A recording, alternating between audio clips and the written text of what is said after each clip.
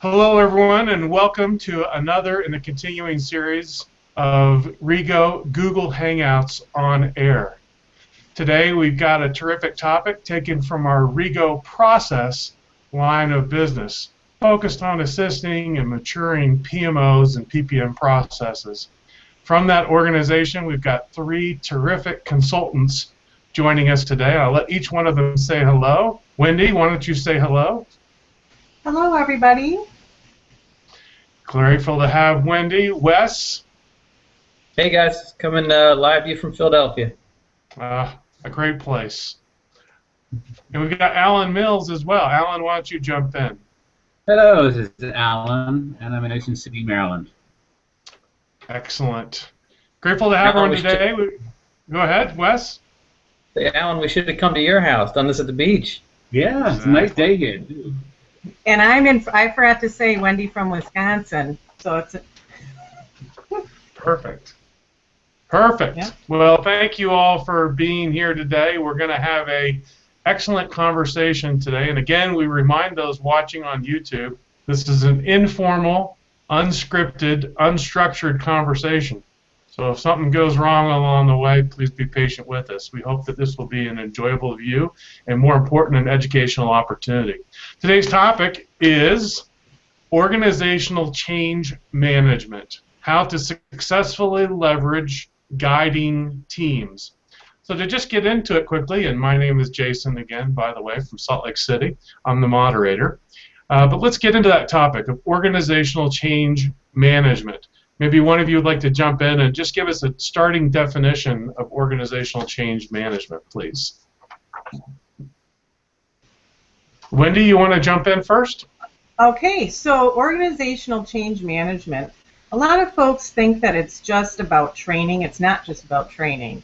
It's about getting the organization ready for change. So there's a lot of communication that happens. There's a lot of, getting people together and preparing them to get things going. So guiding teams play a critical role in that. They need to be your voice. You can't just one person that's managing a project, especially if it's setting up a PMO or implementing a PPM process change. You can't just do that on your own. You need some help. So you need the help of a guiding team. That's a critical piece and a critical component to organizational change management. I don't know if you guys have anything else to add. Anything else just on the definition? Go ahead. Jump in, Wes. I think that explains it very well. The key for me in having a guiding team, there's a lot of different flavors of guiding teams, is that it's a collective voice. Right? We've all been on projects where you've got somebody, a single sponsor for this, and it makes that change more difficult than it should be. You don't have a team in place to help you push this through. Great. Alan, any assist as well on the definitions in our title, organizational change management and guiding teams? Yes. I look at organizational change management as the overall picture of actually guiding the change through the organization in such a way that it actually sticks and can bring the biggest value and benefit to the organization. Yeah, excellent, thanks. What it's worth applies to all types of change methodologies, whether you're top-down, bottom-up, or middle-out. The guiding team is going to be very influential regardless of the method that you choose. So Wendy, can you give us some examples of guiding teams? What kind of guiding teams are there that you're thinking about today? Sure. There's different levels. So you've got your sponsor that, in itself is a guiding, that's your ultimate guide, your executive champion, your key guider in the change. But you also you can have a group of your steering committee, your executive team. So at the executive level, you can also have a middle management level where it's cross-functional across all the different areas that you're impacting. And then you can also have, that could be comprised of management or just end users. And then you've got your field guiding team, if you will. It's an interesting term because field, you're out in the field, those people that are actually, let's say you have an organization that has different locations around the U.S. or around the world, you're going to have to impact and work with all those different teams. You need people on the ground, not just people sitting in a room in your management team. So that's that gives an idea of all the different groups and different types of teams that are out there. So what would you say would be a mission statement for a guiding team? What are the major roles and responsibilities that a guiding team takes in assisting organizational change management? Does anybody else want to take that, or? I can take that one. I think Okay. the mission of that one would be that really they're the people that translate the goal of the change, the actual project, into the understanding of how it will be applied in the real world, in the actual organization. Because you've got the kind of the formal organization, the management structure. And in any organization, you've got this informal network, and the guiding team are kind of inside of that informal network, so they're able to communicate the change in a very effective way. So the mission statement is really focused around, what do we do to try and really focus this change to make it the most effective change it could be. Yeah, and they look at the different change adoption methods, right? They look at if you're pushing a change out at the lowest levels, you're looking at what are the incentives for people to actually take this step themselves? What's the value? So they know their pain points well enough. They, in a lot of cases, are their peers. If you're working from the more executive level, they're more familiar with perhaps the more formal incentives, pay subsidies, things like that, that can help drive those changes. They're able to bridge that gap between not only providing value to people who are going to accept and adopt it, but also incentivizing them to do it. Great. So what type of guiding teams are needed, and when should they be brought in? So as far as what type, so why they're needed, we kind of went over the different types. You can have different levels between executive, middle management, and just across all stakeholders down to the end users. You need everyone. You need them up, down, all around, just across all the different areas. But you need them because, like I had said in the beginning, for organizational change, the basis of doing the change, making it happen, getting people to actually accept and adopt the change, you can't do that as one person. You can't, as just the project manager or even just the project team. You need help. You need people out there in the organization that are being impacted. You need those people to help. So, and when you bring them in, or why they're needed, you're asking about why they're needed. It's so critical to have that voice, like Wes said. You have to have that voice, that one unified voice, but a collective of people, that are dedicated and committed to helping make this change happen. You've heard the word probably champions. You need your key champions and change agents. You need those folks all around the organization to make things happen. And I go back to, especially if you're setting up a PMO, it's a new thing. It's changing the way people do things and processes behind it. It changes the way they're doing the work. Why do they need it? Well, you got to communicate why it's important to them. So, and I can add to that. I think with that when to bring them in is as early as possible, because they need to go through the change as well to understand the change, and everybody goes through change in a kind of a process. They go through this whole cycle of, I need to be aware of the change. I need to understand the change and how it's going to impact me, so I can share with other people the benefits of it and help them go through that cycle of change. Because everybody's got to go through this emotional feeling toward the change, and then once they understand how it impacts them, then they can embrace it and adopt to it. So the earlier you can bring the guiding team members in, they will go through that cycle, and then they can help other people go through the cycle as well. Yeah, it helps to bring them in as you're going through constituency analysis, right? You're looking at who's getting impacted and how they're getting impacted.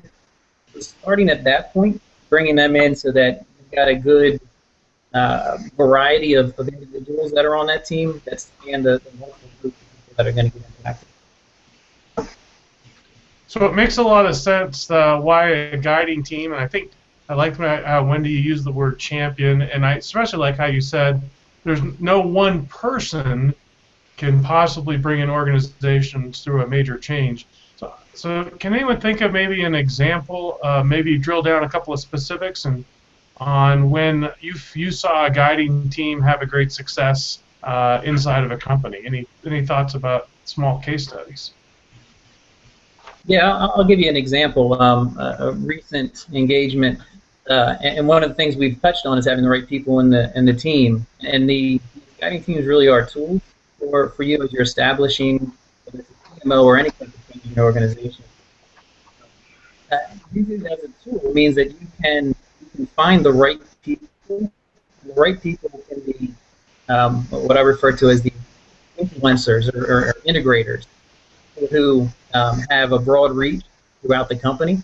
So we had an example where we put together a guiding team, and we're able to pick people that were very well liked, were very well connected, and had a lot of influence in the company. Maybe not from a title perspective, but they were influencers. And people listened to them and bought into that. So it became a real success story because we had the right people there, and it lended some credence to what we were pushing through. It wasn't just Wes standing there saying, "Hey, we should do this." It was some really respected people, their peers, that were saying, "Hey, this is a good idea. We should all get on board."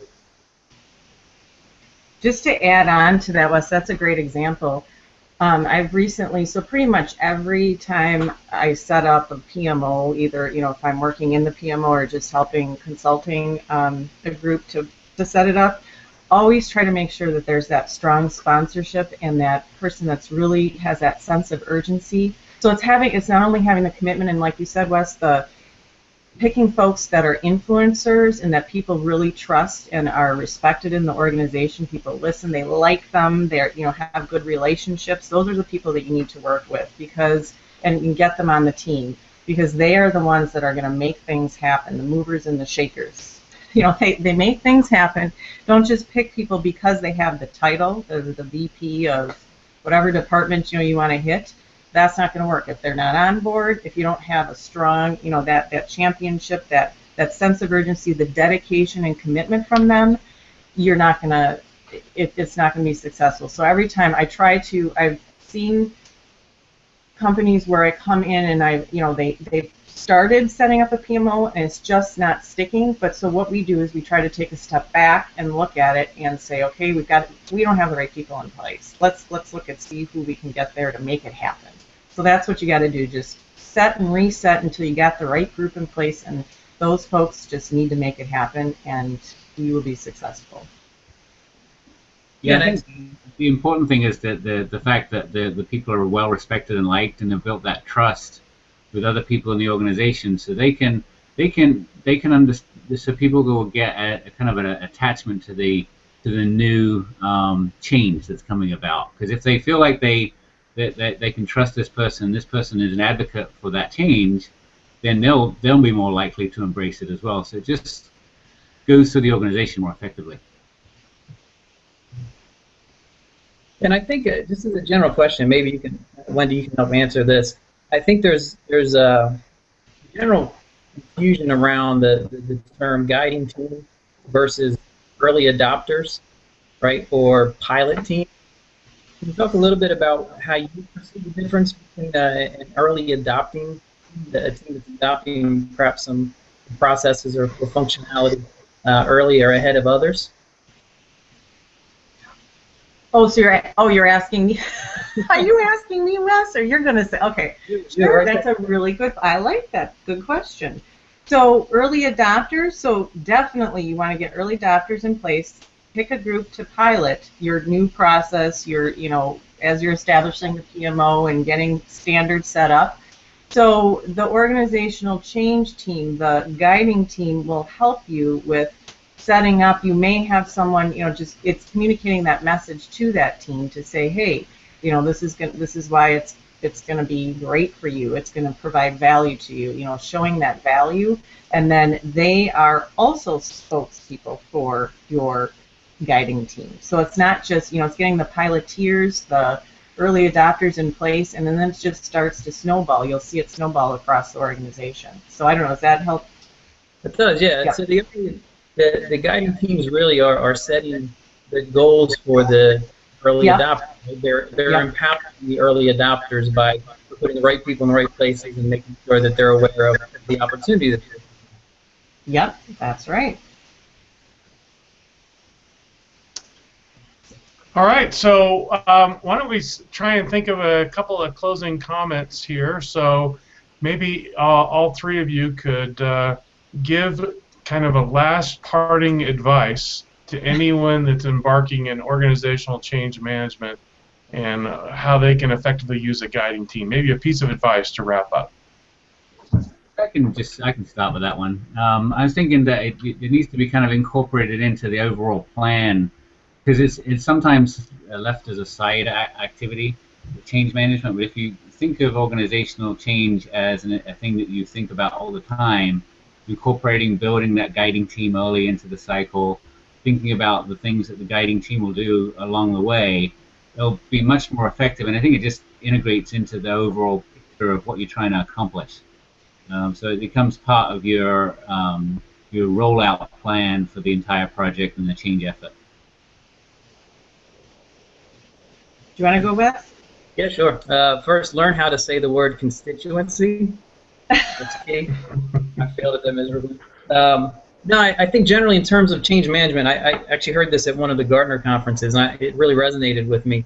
It's something that people shy away from, but I think it's important. As a change manager, whether you're putting together a guiding team, a group of early adopters, you got to be comfortable with being a manipulator. I know it sounds bad, but it's really something that you, in helping push those changes forward, need to be comfortable being, because that's exactly what you're going to do. You're manipulating people to accept your change. Now, you should be manipulating for the right reasons, right? For the value of the change it's going to bring to the company. But for some people, it's an uncomfortable term. But I think you've got to be okay with it. That's great. Added to that, I think it's so important being the project manager for setting up, and I keep going back to the whole establishing a PMO or making a huge process change across the company. You need to make sure you pick the right people to be on that team. And it may take some time. Take your time. It goes back to that plan. Plan the plan, work the plan. Well, you got to plan the plan to get the right people in place. And also don't be afraid to, you pull people in, you might have to push people out. If you see that they're just not gelling with the team, right off, just nip it right in the bud and get it, change it, get the right people there, and just get that core team strong and feel, get that trust and commitment between those team members, because you guys are going to work as a team and get out there and make the change happen. So that's it. Go change, go. That's my cheer. Go change. Excellent. Excellent. Well, thank you, all of you, for participating today and bringing very insightful comments to the challenging topic of organizational change management. We're grateful for your time for viewing this video. If you'd like to discuss more about the individual challenges you're facing in organizational change management, feel free to contact us at Rego Consulting and RegoProcess.com. Thanks again. Have a great day.